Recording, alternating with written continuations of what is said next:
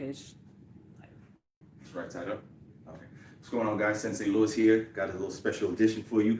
I'm going to be doing a series on improvised weapons, right? As you know, that's part of ninjutsu, part of Shinobi science, which is the art of improvised weapons. Learning how to take simple, everyday items at your disposal and turn them into weapons. So, you know, you may be in a situation where you don't have the commonly known weapons. You don't have a knife on you.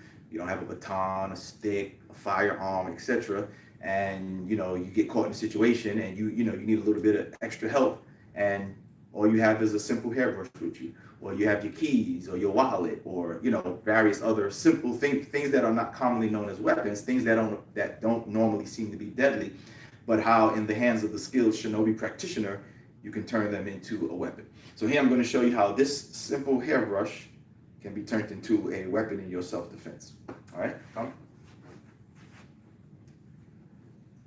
All right, so the simple hairbrush, as you see here, very simple. It's not like specially tailored to be a weapon. It's just it doesn't have like a hidden knife or anything. Although there are some like that, so be aware of that there are some that have handles that can detach and there's a knife hidden. But this one is an actual real simple brush. Okay, let me show you how you can turn this brush into a weapon in your self-defense. All right, so let's say that here we got somebody coming and they come in with a straight punch right to my chest, right? So if I don't move, bam, I get moved. Put your hands up like you're real, he's trying to hit me, right? So, right, I get hit, but I know I have the weapon and the person is trying to attack. Good. So I move here. As I move here, I'm blocked right across the face, right? As I block quickly, brush across the face. From here, I can brush, hit him in the throat, move around, crack him with the blunt area of the brush, bam, move, and take him down. All right? Once he's down, like I said, I can take the brush and scrape or dig into his face, or you can take the handle, right? I can take the handle right into his throat, right into his eye. Okay, I can take that right to his throat, make him cut off his breathing, choke him out, or deadly poke right to the eye. All right, again. You're catching the whole view, right? You can see everything. All right, so he's punching, blocking, and scrape, right? Now, of course, like I said, this is not deadly, like where it's going to hurt him or incapacitate, but it definitely will serve as a distraction. Those bristles scraping across your face, right? Hold up your head, right? Especially when it's happening and they don't expect it. They do it again slow. If I move here and boom, he doesn't expect this to be a weapon, and I brush right across his face, right across his eye. If I'm good, it might catch him in his eye by surprise since he's not expecting that. But that brush across is a distraction, right? It causes that distraction. You see? And then from here, right into the throat, striking with the blunt area. Bam. I move around, step, take him down, and then like I said, take the handle. I can push that right into his Adam's apple, right? Cut off his breathing, choke him out, right? Go to the eye. If I want to, I can turn his head to the side. I got the temple, right? That can turn into like a pressure point object. Or if you want to, just take the bristles and dig them right in his face, right in his eye, and you get up and you go. All right, again, one more time, slowly. So the simple hairbrush is a weapon. He's punching slow. I block and brush across. See my wind flow. Do it again, slow.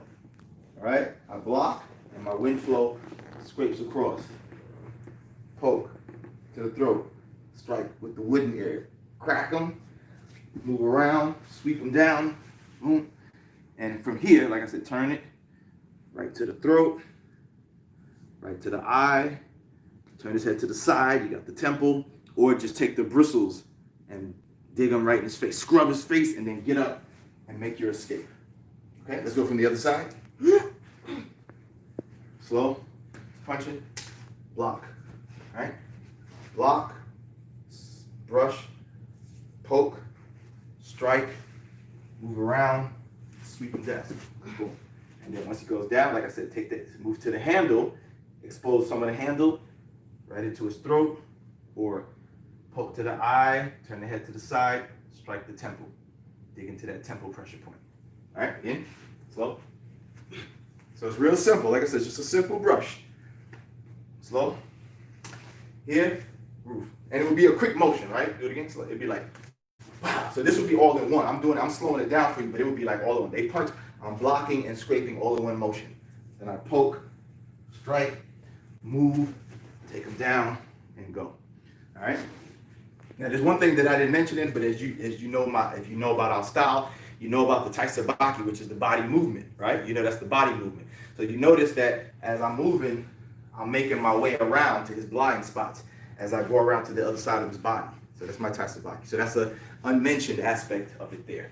Okay. All right. Let's go to the next one here. So let's say we have persons coming with a hook, a wild hook, right? Left, come with the left hook, right?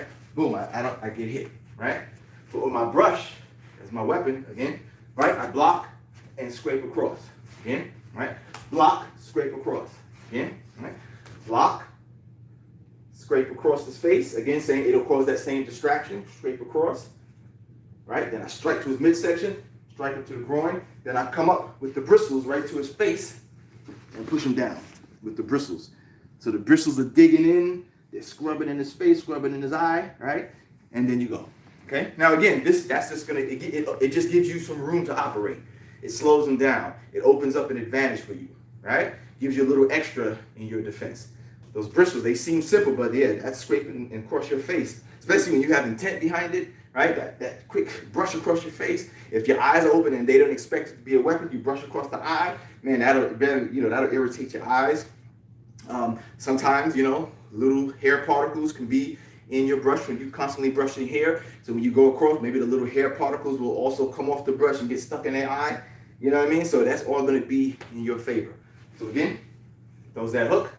I'm blocking, scrape across the face, midsection, groin, come up with the bristles right to his face. And dig them in. And then you go. All right? One more time, slow, and then we'll do the other side.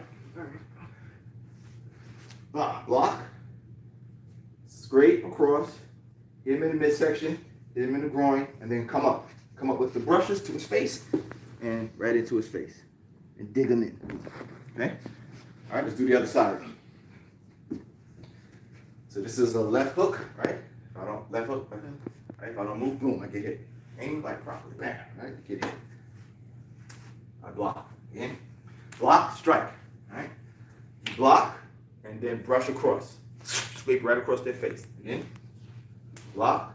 Scrape across their face. One more time, right? Block. Scrape. It's like a quick motion. So you're like, and scrape, midsection, groin, and then bring up. As you come up from the groin strike, because it's going to make him bend down. You hit him in his groin, pop right here. As he's bending down from the groin strike, he's on his way down.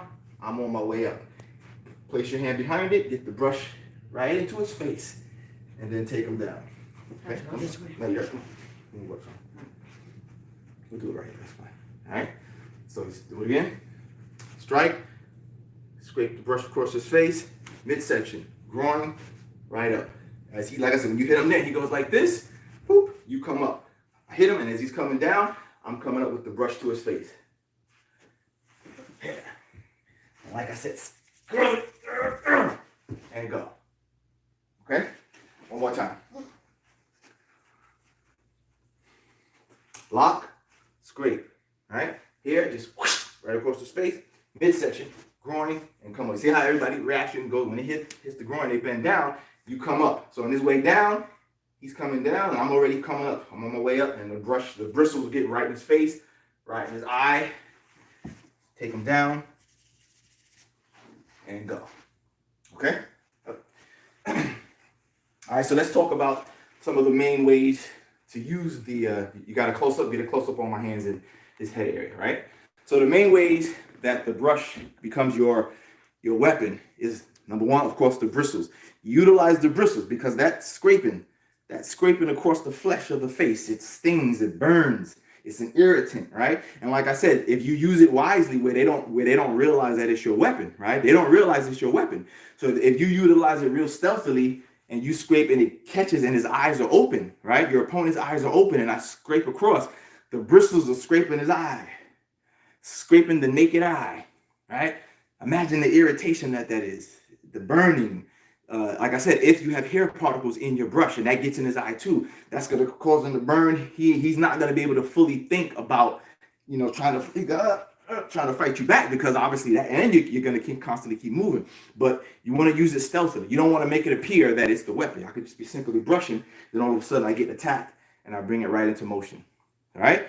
So the bristles, of course, are going to be part of the weapon. Scraping the flesh of the person, mainly the more sensitive area. Obviously, if I scrape his chest, his body, it ain't going to really do anything. But in sensitive areas like your face, that's sensitive. That hurts. That brush. The eyes. Right? Okay. The next area is the blunt area of your brush, whether it's made out of plastic. This one is made out of wood. Right? You can clock them with that. Right? That can be a blunt object. Clocking them, you know, and again, in those sensitive areas, crack them in the forehead, crack them across the jaw, aim for the nose, right? So the blunt area, and that could be same thing. Now, this could be used against the body, right? I could use it to poke against the body, like I did, or I could go down low and crack the kneecaps with the, right? You hear that? Right? So I could pop, crack those kneecaps on him, right? Crack the knuckles. If he's trying to grab me, if he's trying to grab, I can block, crack the knuckles, you see? Or crack the joints. Right? Crack those little joint areas, you know, just enough to give you a little opening for what you need. Okay. And then comes the handle area. The handle can be used again to get small areas, right? A poke to the eye, right? Poke to the throat. You can use it as a pressure point area, right? To get some of those pressure point areas, right? I can dig that in those pressure points, right? You can catch it in the temples, right? So, you know, the ear, right? You can get them in the ear with it. So if you use it right, you know, somebody talking joint, you block, boom, poke them, jab them right in the ear with that. That's hurt. That blunt is small and it's concentrated in the target area. Okay, so that's the way you use the brush. The bristles, the blunt area, the handle, all can be, you know, weapons. How you can turn a simple, right, simple object into the weapon. All right. So like I said, what I'm going to do, the next series of videos we're going to do a series of improvised weapons on how to take simple everyday items and turn them into weapons of your self-defense. So the first one is the brush. All right. So look for more. As I always say, this is what we teach at our school, right? This is why when you come to us, you're going to get more than what you get at normal schools. A lot of schools don't have improvised weaponry, right? But Shinobi Science School of Self-Defense, we teach you improvised weapon because that's a part of Shinobi. That's a part of the Shinobi Science. That's a part of ninjutsu, turning everyday items into weapons, right? The ninjutsu practitioners were skilled at that aspect of learning how to just take your everyday simple items and making them into a weapon beyond just your hand-to-hand, your bare hand-to-hand combat, and beyond just the, you know, the common weapons, the sword and sticks and staffs and spears and knives and chain weapons and all that. They could also turn everyday simple things into weapons. That right there, my friends, is what will make you the ultimate practitioner in your self-defense. That makes you the ultimate warrior, because you're so deadly that a simple thing can be turned into your weapon. And that's what you get from our school at the Shinobi Science School of Self-Defense. So you need to get with us, all right? If you're in the Atlanta area, give us a call. If you're in some other areas and you can't get to us, we have our online videos, we have our DVDs. If you got it like that, if you got that kind of financial situation, and you want me to come and offer you personal lessons out of state, and you're willing to bring me to your state or whatever, we can set that up as well. All right, so I'm gonna end it right there. Don't forget, guys, to like the video.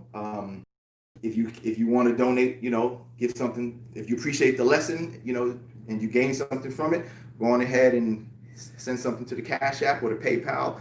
We greatly appreciate it. Or buy one of our videos. That helps us too. All right, guys. Appreciate it. I'll see you in the next video. Take care.